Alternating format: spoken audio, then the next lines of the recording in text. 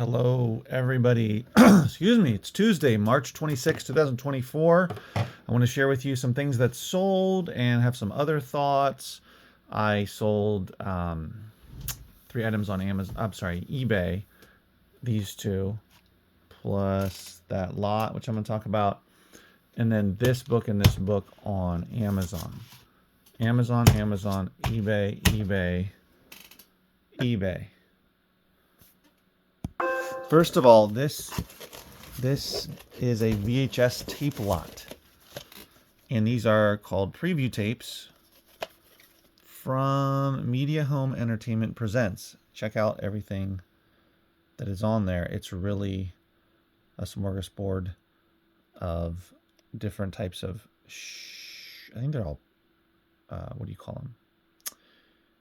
No, they're not actually. There are some movies. Golden Goose. So it's quite a lot of previews of show. Is it shows? Is it TV shows? Let's see. A World Apart, Diary of a Mad Old Man. I listed it end of last year. This came from a lot I picked up. When is this from? This came in last summer. I spent $100. There was this actually might have been September.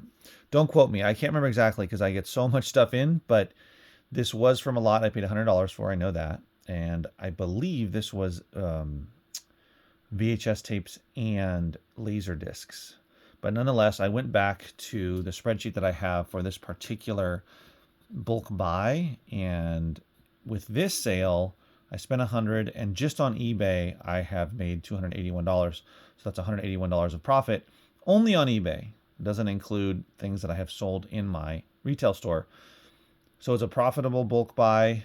That's great, but just want to talk about how this is kind of a unique lot of VHS tapes because it's previews. It's not, and there are some, like this one's sealed. I don't know how many are sealed. I think that's the only one. There's 11 tapes. If you look them up on eBay, you'll see that most people are selling them individually, not as a lot. But it did take a little while for this to sell. I actually had it over $100, but someone offered me $50, and I took it. It's funny enough, about a week ago, someone had said, "Oh, I'll offer you half of what you're wanting for it." And so I sent them a direct offer of $60. They didn't respond, and about a week later, I got this offer, and I took it. I don't know if it's the same person. It could be, but I was glad to get $50 for it and clear it out, free up the space so I can put something else there eventually and keep it moving. So sometimes you need to take offers. I recommend all of your items, except for some that are extremely rare in the true sense of they're the only copy on eBay. Then maybe you don't need to take offers. But even then, you can price it pretty high and still take offers. But except for that example, I highly recommend taking offers on every single item because you really miss out on the opportunity to sell it. Because ultimately the point is to sell your items on eBay, obviously for as much as you can, but the point is to sell them, period. So I wanted $120 for this, but I got 50 after all the fees, around $40. Not bad. For something that is pretty kind of random and unique and different. And $50 is a nice sale as far as I'm concerned, and it's just more profit on top of that I'm getting out of this particular bulk buy. So don't be afraid to take offers, even if it's not as much as you thought you would get. But again, dream money or hopeful money is not the same as actual real money deposited into your bank account. So I'd rather get the real money than the hopeful money, but that's just me. Of course, I understand you need to, it's about, you make your money when you buy the item, essentially. So that's why I don't like to pay up too much unless it's super valuable stuff for a big lot, or unless I have really thoroughly looked through it, because I spent $100, but there was many items in there, and I knew that I would make my money back and make some nice profit, which just on eBay I've been able to do. So just keep that in mind, right? If you're spending $5 on a VHS tape, then of course you're going to want to make probably more than double your money, I would assume. That's a bit much unless it's a super rare, horror movie that you're going to sell for $100. You can spend $20 on that and still make some great money. But be realistic. Know what you spend on things. That's why I track what I've spent, so I know, if it makes sense for me to accept a certain offer.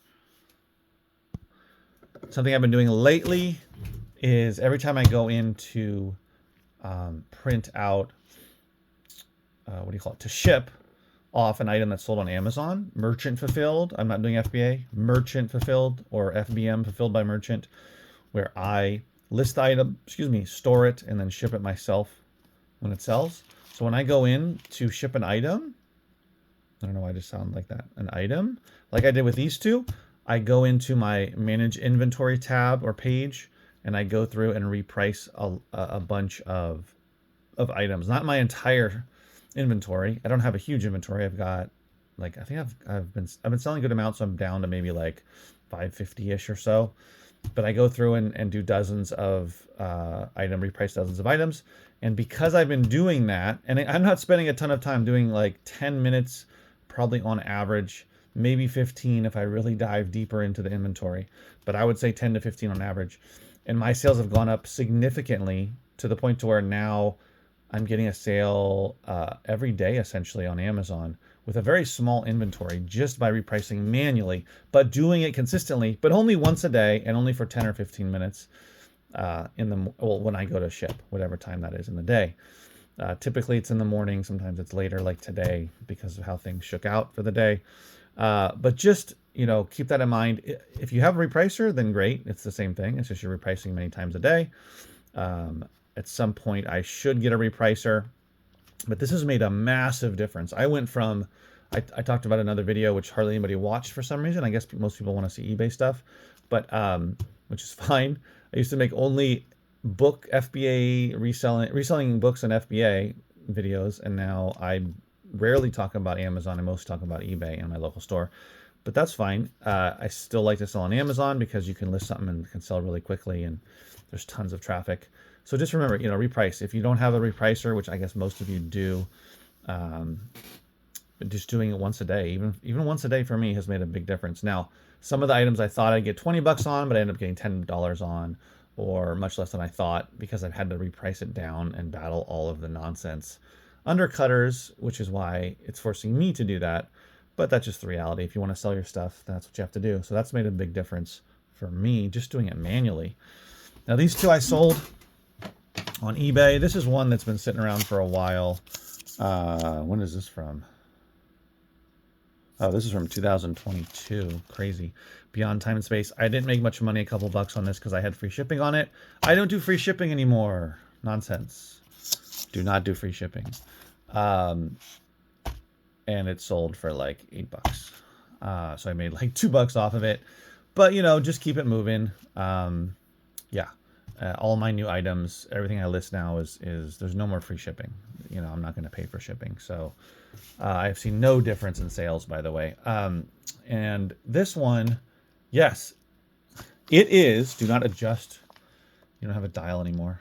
Do not adjust your eyes or whatever. I did sell a Christmas album. Literally, this is called The Christmas Album. The Christmas Album, A Gift of Hope. Look, benefiting hospitals for children. I pulled this out of one of the boxes of CDs that came from the CD-only Gaylords. Those 5 pallets that I got back in August of last year that I'm still going through. Still can't seem to get through. This sold, yes, in March. And the thing is, too, I just listed it within the last about week and a half, maybe 2 weeks at most. It sold for, what was it? I think it was $23 and change. I actually am running a promotion right now, 21% off of like 1,000 of my items. I've got over 2,000 items. And this is one of them. So it sold for like $23 and change. I ended up, after all was said and done, making $18.04 profit. That's after shipping and eBay fees. So you can sell Christmas music and other types of media in March. Now, the other thing about it to me is when I saw this, when I pulled it out, I said, oh, that one's worth looking up. It looks interesting to me. Plus, I've never seen it before. I see tons of Christmas albums, and many of them are not interesting, are not unique looking, but this one was. The artwork, the fact that these are, I think those are actual pictures of actual kids, the fact that it was benefiting hospitals for children, all of that. To me, it was worth looking up, and it had a barcode, so that was easy to look up, and was able to sell it on eBay. So don't worry about, whether something from Christmas will sell. Now, does that mean you should list tons of Christmas stuff in March? Well, only the stuff that's actually possibly going to sell. But I would list it if it's good and it's selling during Christmas. That's just me. I want to hold on to it. It doesn't make sense because why not sell it now? The other thing I wanted to mention, which could be a whole nother video, is it doesn't matter whether you list every day. And I mean have items go live on eBay. So if you have, or whether you list a couple days a week. So if you want to list 10 a day, 70 a week, and you do all 70 in 2 days, whichever day of the week is the same thing as you doing 10 a day over the 7 days. It doesn't matter. There's no difference. So it's a myth, guys. Show me proof that it matters, right? Because I've done both. And what matters is that you list items that people are going to buy. That's it. That's all that matters. And list as many of them as you can. Whether you list 50 in a day and then don't list for another 5 or 6 days, or you list 10 a day for 5 days. Just list as many as you can find and as much time as you have to list. If you get 100 items in a day and then the next day you list all 100, you spend the next day listing all the 100, and then you go out and do the same thing, that's the same thing as if you're finding 100 every other day and you're listing 50 a day. But you're keeping those other 50 as a draft, and you're not gonna have them go live till the next day. Nonsense. Have everything go live. So if and again, or to make this clear, I'm not saying that there's anything wrong with having a daily listing goal. That's great. 5 a day, 10 a day, 3 a day, 20 a day, 50 a day, whatever it is, that's great. If it's 10 a day, just make it simple. That's 70 a week. Do you have to list 10 a day, literally go live every single day? No. It doesn't mean you have to get up Sunday morning and launch another 10 that you did 3 days ago and you're just launching the drafts. No, don't do that. Have everything go live that you've listed. That's it. Don't wait. A listing, a draft, no eBay buyer can see your drafts, but they can see your live listings. So the guy that says, oh yeah, 10 a day, every single day, or I have 2 weeks ahead, so I have 10 a day, so I have 140 in my draft bank, as people like to say, certain YouTubers, my draft bank. Instead of doing that, what they should do is have all 140 go live, and then just keep finding good stuff to list every day. So they could be selling way more, much sooner, much quicker if they just had all those go live. Period. End of discussion. But instead, there's this nonsense about, this is really a rant now, but it's true. This whole nonsense about you have to have all these banked because, eBay wants to see you doing something every day. No. This last weekend, I had a cumulative 12 sales between Saturday and Sunday on eBay. Saturday had way more than Sunday, but it was 12, so 6 a day. The previous week, I didn't list nearly as much, very few items. My point is that it doesn't matter. I didn't list any items on Saturday and Sunday, and I still had those sales. And I've done the opposite, where I've listed 5 a day up to 7 a day. I think I had 10 a day for a while. Guess what? My sales went up because I was listing more items, not because I was listing every day. All right, rant's over. Thanks for watching, guys. I'll see you in the next video. Take care.